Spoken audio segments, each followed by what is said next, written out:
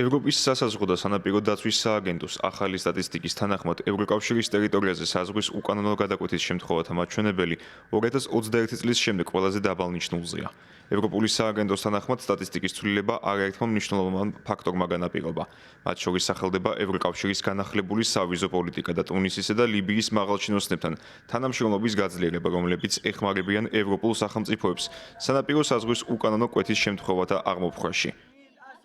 მეორე მხრივ, Frontex-ის მონაცემებით ცხადყოფს, რომ სტატისტიკის გაუმჯობესებას ხელი შეუწყო დასავლეთ ბალკანეთისა და ხმელთაშუაზღვისპირა სახელმწიფოების საკანონმდებლო რეგულაციების შემუშავებამაც, რამაც ამ მიმართულებებზე მიგრანტთა რაოდენობა ერთ წელიწადში მკვეთრად თითქმის 78%-ით შეამცირა. Ფიქრობ, ბევრი მიზეზი არსებობს. ალბათ ეს არის ევროკავშირის ძალისხმების შედეგიც, რომელმაც იმუშავა დასავლეთ ბალკანეთის ქვეყნებთან, შეემუშავებინათ ევრობლოკის შესაბამისი სავიზო პოლიტიკა. ექსპერტები აცხადებენ, რომ ევროპული კონტინენტის ერთ ნაწილში საზღვრის უკანონოდ კვეთის შემთხვევების შემცირება მწნეხი გაზრდა ევროპის სხვა სახელმწიფოებში. მაგალითად, ამ მხრივ სტატისტიკა მზარდია ესპანეთში, კანარის კუნძულებთან. ასევე შედარებით რთულია ვითარება ევროკავშირის აღმოსავლეთ საზღვრებთან, სადაც თითქმის 3-ჯერ გაიზარდა მიგრანტთა რაოდენობა. ამ მხრივ კი მკვლევარები ნაწილობრივ ბელარუსს ადანაშაულებენ, რომლის ხელისუფლებამაც მიგრანტები ევროკავშირის საზღვრებთან, მაგალითად პოლონეთის ტერიტორიასთან ხელოვნური დესტაბილიზაციის მოსაწყობად მიზანმიმართულად გამოიყენა. 2024 წლის დეკემბერში პოლონეთის პრემიერ-მინისტრმა დონალდ ტუსკმა განაცხადა, რომ ვარშავის მტრები მიგრაციას ეგრეთ წოდებულ შეერაღებულ ტაქტიკად იყენებენ. ასეთი პოლიტიკის შედეგად არალეგალ მიგრანტთა ნაკადები არ გაქრება, თუმცა მათი მიმართულება შეიცვლება.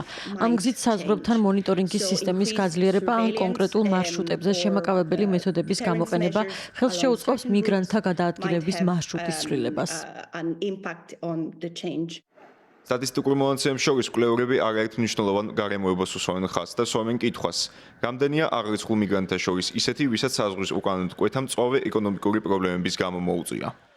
არაერთი წინაღობის მიუხედავად, რამდენია სინამდვილეში ისეთი პირი, რომელსაც უწევს სხვადასხვა საფრთხისგან, მათ შორის ომისგან თავის დაცვა. რამდენია ამ სტატისტიკის მიღმა ისეთი, ვინც კანონიერად მოითხოვს თავშესაფარს ევროპაში. ამ რიცხვებს მიღმა რამდენია ისეთი, ვინც გზად ევროპისკენ დაიღუპა. მიგრაციის თვალებადი რიცხვების მიუხედავად, ევროკავშირის წევრი სახელმწიფოებისთვის ის მაინც რჩება ერთ-ერთ მთავარ გამოწვევად. გაეროს მონაცემებით, მხოლოდ 2024 წელს ხმელთაშუა ზღვის კვეთის მცდელობისას 2300-ზე მეტი პირი უგზო-უკლოდ დაკარგულად ან დაღუპულად მიიჩნევა. უსაფრთხოების, შედარებითი პოლიტიკური სტაბილურობისა და უკეთესი სოციალურ-ეკონომიკური პირობების გათვალისწინებით, ახლო აღმოსავლეთის, აზიისა და აფრიკის მოსახლეობისთვის ევრობლოკის წევრი ქვეყნები მიგრაციისთვის მთავარ მიმართულებად სახელდება. ამიტომ უკეთესი ცხოვრების იმედად მიგრანტები უმეტეს შემთხვევაში საფრთხის შემცველ და უკანონო გზებსაც მიმართავენ.